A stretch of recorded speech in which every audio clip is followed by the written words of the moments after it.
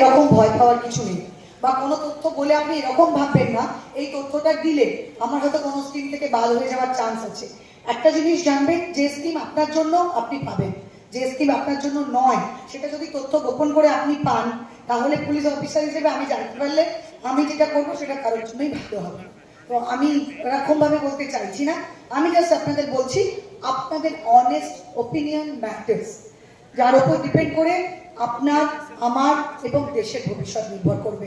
Expect করব আজকের দিনে দাঁড়িয়ে, এই শুভ দিনে, শুভক্ষণে আমরা যে পথ চলা শুরু করলাম সেন্সাসের এই কাজটা আমরা এগিয়ে নিয়ে যাব, সৎভাবে এগিয়ে নিয়ে যাব, খুব দ্রুত এগিয়ে নিয়ে যাব, যাতে এটা শেষ হওয়ার পরে আমরা খুব তাড়াতাড়ি সমস্ত পরিকল্পনার আওতায় আসতে পারি, যার যেটা প্রয়োজন সেটা পেতে পারি, এবং সবাই মিলে একটা উন্নতশীল দেশের পার্ট হিসেবে আমরা আমাদের ভারতবর্ষের মাথা উঁচু করতে পারি। Thank you.